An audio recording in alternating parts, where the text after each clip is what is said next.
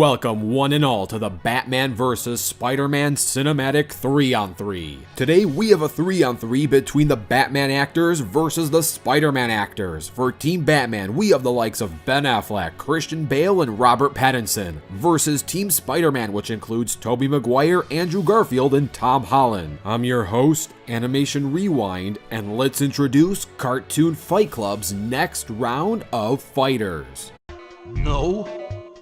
Let's start the analysis off with Christian Bale Batman. Like all the other Batman, Christian Bale is a billionaire playboy from Gotham City and watched his parents die when he was only 8 years old. And don't worry, I'm not going to run down the same tragic origin story for all three Batmen. Anyway, he spends his adult life as the one and only Batman and has trained with the League of Shadows to perfect both his martial art and detective skills. Christian is a master at both armed and unarmed martial arts, stealth, and has a ton of gadgets in his arsenal such as flashbangs, batarangs, and explosives. He also has a few devices to increase his defense, such as some sort of electricity field which activates when someone attempts to remove his mask, and an ear radio that allows him to listen into whatever conversation he wants, periscope with night vision, and a special device that can amplify his strength considerably. Christian's armor is pretty good because he doesn't wear hockey pads. He is capable of resisting an electric shock from tasers, as well as powerful attacks from Bane, who is strong enough to effortlessly smash through several stone pillars. He's fast enough, or maybe lucky enough, to dodge bullets, and can even react quickly while gliding in his cape. However, while his armor is durable and can tank many wall level plus attacks, it can't protect him from everything, as he was severely crippled after falling off a large building, and a sharp enough blade can stab through the armor, but it depends because he has a heavier suit or a lighter suit depending on the mission. In the Batman Begins movie, he wore a heavy suit. He chose a lighter one in the second film. Easily the most powerful weapon in Christian Bale's arsenal is the Bat-Pod, which is also known as the Tumbler. The Tumbler is like an armed up Batmobile, in a way at least, since it possesses many of the same gadgets the Batmobile would have. It can fire missiles, camouflage itself with stealth mode, and can even self-destruct if Christian ever has to come to that conclusion. He also has a machine known as the Bat, which is like a flying tumbler. Next up, we have Ben Affleck, essentially the MCU equivalent of Batman. Well, maybe not really. However, Ben has been doing the whole Batman shtick for a long time. In fact, he was stopping crimes in Gotham City for a whole decade right before he even has a very controversial view of Superman, but that paranoia allowed him to build a suit that enhances his physical strength that could even harm Superman if in 20 pounds of force. However, one notable thing about his battle with Superman is that Superman and his Batwing and Batmobile are equipped with heavily anti-tank style missiles. But unlike most of the other Batmen, Ben's mental state can be considered questionable as he suffers from paranoia and extreme anger. And last but not least, we have Robert Pattinson. Robert is an expert martial artist and has mastered all different types of martial arts. He can try to fly with his Batsuit, or fall with style, maybe glide if you want to be more technical. He has a pair of lenses that can scan any individual he wants for their identity. He's also equipped with a taser, a flare, and explosives. His Batmobile is capable of traveling at subsonic speeds and was left completely undamaged after it was caught in a large oil explosion, and it wasn't even phased when it ran straight into a large concrete pipe. However, this is nothing compared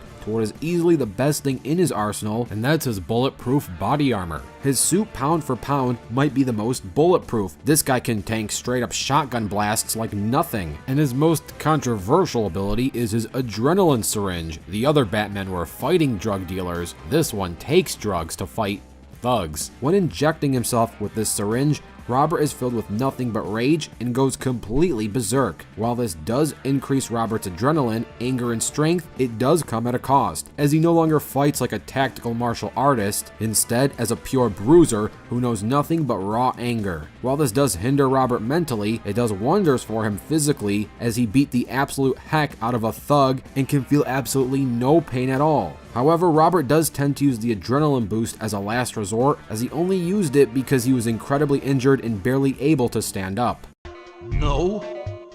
Now that the three Batmen have been covered, it's time to discuss the Spider-Man. Of course, Toby, Tom, and Andrew fought each other in Cartoon Fight Club before. There's a little more new information that we haven't talked since that episode. Don't be surprised if this side of the analysis is shorter than the Batman analysis. If you want a full rundown of these three actors, you can go check out the live-action Battle Royale. With that in mind, let's start with Tobey Maguire. Tobey was the first live-action Spider-Man actor starring in the Sam Raimi Spider-Man trilogy. Everyone knows that Tobey is the best Spider-Man out of the three because he's the only one with the most meme potential, and you can't argue that, and if you can, you're just blind and unappreciative of the glorious memes that all three Sam Raimi films provide. Okay, in all seriousness, you're probably more interested in what makes Tobey so unique of the three Spider-Men. Well, for starters, he's the only Spider-Man out of the three that has natural webbing, meaning he doesn't have to worry about running out of web like Tom and Andrew do, since Tom and Andrew use artificial web, but Tobey uses natural web. Now, of course, that doesn't mean he has infinite web, but even if he does run out, Tobey's body can naturally create more, whereas if Andrew and Tom run out, they would need to get more manually. Tobey is also the oldest of the three, meaning he definitely has the most experience as Spider-Man. He's fought many different villains, ranging from Green Goblin, New Goblin, Doc Ock, Sandman, and of course Venom. He's also definitely the most physically strong of the three of them, as he was able to stop a speeding train with physical strength alone, and he only gets stronger when he dons the black suit, aka the symbiote. However, this does come at a price, as Tobey will act more irrational, affecting his attitude and behavior.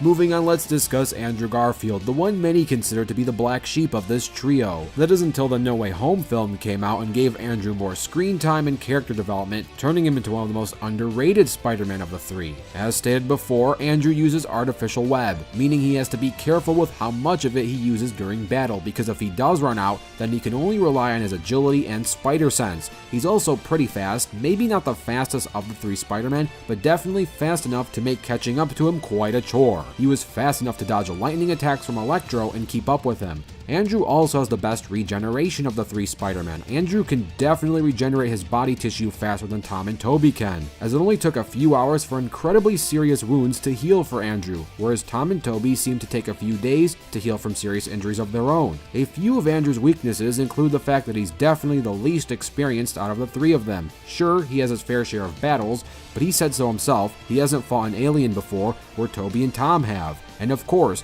Andrew also may have some serious PTSD from not being able to save his girlfriend Gwen, though he did save Tom's girlfriend, so maybe those wounds have healed. And last but not least, we have the youngest Spider-Man of the three, Tom Holland. Though despite being the youngest, you can easily argue he's the most traveled. Sure, Tobey might be the oldest, but Tom has been across planets. He also has tons of technology on his side, thanks to Tony Stark. Tom has many different types of suits, from his base suit, the Iron Spider suit, and even a specialized suit that allows him to shoot very similar portals that Doctor Strange can create. The Iron Spider suit grants Tom with extra armor that protects him from powerful attacks, as seen when he took on full-on punches from Thanos, and was even fast enough to land attacks on the purple version of Shrek. And yes, all three Spider-Men are definitely intelligent in their own right, but Tom takes the cake in intelligence. His most notable skill is geometry, and you might be wondering, how is that useful? Well, Tom was able to use geometry to fight Doctor Strange in the mirror dimension. We would all expect a fight between Spider-Man and Doctor Strange to end in Strange's favor, but thanks to Tom's skill in geometry, he was able to calculate the mirror dimension and use it against Strange, effectively trapping him. Sure, Strange is technically more powerful than Tom, but thanks to Tom's incredible intelligence, showing if he does put his mind to it, he can beat or at least trap foes more powerful than him. And with all that being said, you could also argue he's the most emotionally immature. Tom still has a lot to learn and can make mistakes, which is why he needed guidance from Tobey Maguire to be the bigger man in his battle against the Green Goblin. And now, let's get ready for the fight.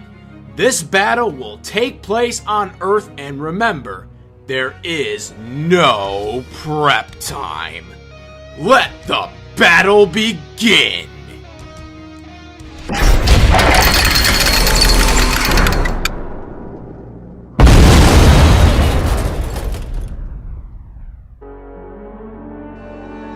I found a security camera view of Falcone Master Prison. I'll mark the nearest entrance point on your radar, sir.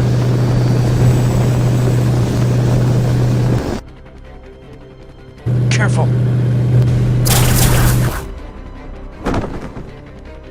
Ouch. You can't believe in this. Just doing my job. Ready? Rumble!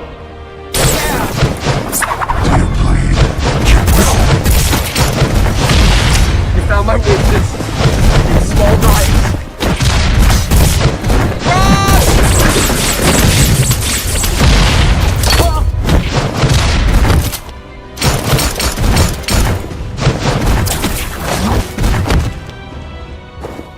Breathe it in. That's fear.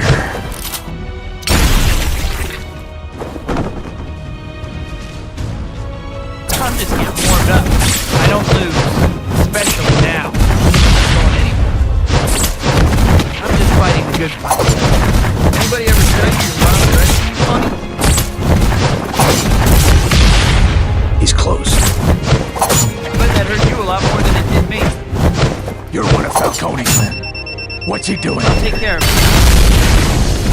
No problem. I still can't attack them directly. I'll need a way around.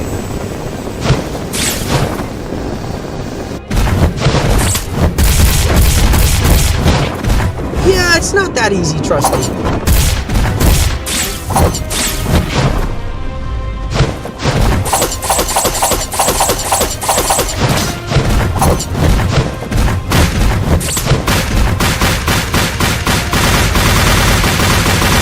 Guys, look, I'd love to keep this up, but I've only got one job here today, and I gotta impress Mr. Stark, so I'm really sorry. Thanks for the tip. What? You have to make it worse by being rude? This isn't the plan. Poor loser. I'm trying to do my part. Oh, no thanks for anything necessary. Hey, I have a reputation to uphold. Do you bleed? That's just the kind of thing I'm here for. You will. They look busy. I'm here. He isn't. And I'm worse. What's he doing? Those wings carbon fiber? That would explain the rigidity-flexibility ratio, which, gotta say, that's all. I don't do so good. Keep talking. I'm Spider-Man, man. Are you serious? You have the right to remain silent! I'm gonna need more than that.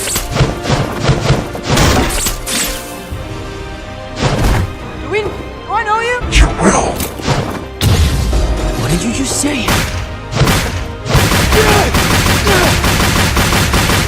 You can't trick me anymore.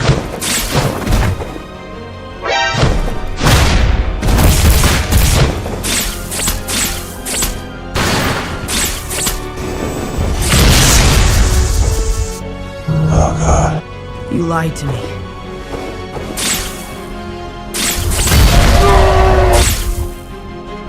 Well, I could have stuck the landing a little better. It's just a new suit.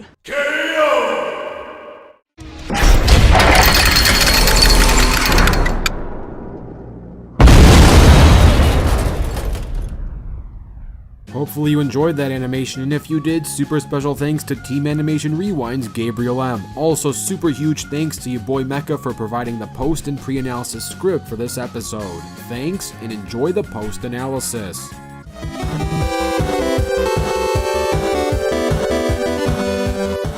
And the winner is Team Spider-Man, and this is kind of a stomp, but of course it's not actually super predictable either. Team Batman definitely have more tactical team of fighters, but honestly, that's all they kind of got going for them. If it was Christian, Ben, and Robert against just Toby and Andrew, then Team Batman may have actually been able to win. But Tom's technology puts all three of Batman's technology to shame. Karen's AI can easily scan the three members of Team Batman and then help Tom figure out a way to disable their technology. And Tom can easily help Toby and Andrew figure out ways to defeat the team of Bats, especially since they already have experience as a team, and these three Batmen don't even know of each other's existence. Toby, Andrew, and Tom have all fought together in Tom's latest movie, and Christian, Ben, and Robert have yet to have a movie where all three of them come together in a multiversal fight of the ages.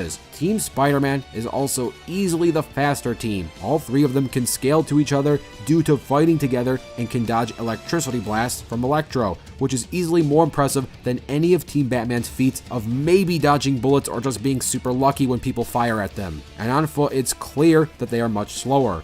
So you have one team who has never worked together their entire life and can maybe go at Mach 2 at best, which is a major highball, against another team who has actual experience working together and fast enough to dodge electricity blasts, which would make them all massively hypersonic. You tell me who's going to win that fight. Now there is one thing I would like to point out before we wrap things up. Yes, thanks to the end of No Way Home, it's highly likely that Tom lost all his technology from his Iron Spider suit, and all those other special technological suits that basically made him Iron Man Jr. And this would mean that Tom is now much weaker since he doesn't have access to this technology we're all used to. We haven't actually seen him do anything this more down to earth yet, so I don't think it's fair to give Tom all the technology he's gained in the last few adventures. This still gives him access to the Iron Spider suit insta-kill, which Tom, if he was very bloodlusted to do so, he could drone strike Christian Bale, Ben, and Robert and end the fight super quickly. All in all, Team Batman just doesn't have the arsenal to compete with Team Spider-Man. They lack the technology to counter Tom's Iron Spider suit, they lack the strength of Toby, and even aren't fast enough to catch the weakest member of the team, Andrew. They're all just too slow and clearly inexperienced at working together as a team, while Toby, Andrew, and Tom make a great team, making the winner of this battle Team Spider-Man. But we all know there's more than just 3 different types of Batman and Spider-Man, so if you want to see a Batman versus Spider-Man multiverse total war, all you have to do is like this video, and if this video hits 5,000 likes, such a total war will be put into production. Don't forget to comment down your own ideas, and stay tuned as the next fighters are going to be revealed. No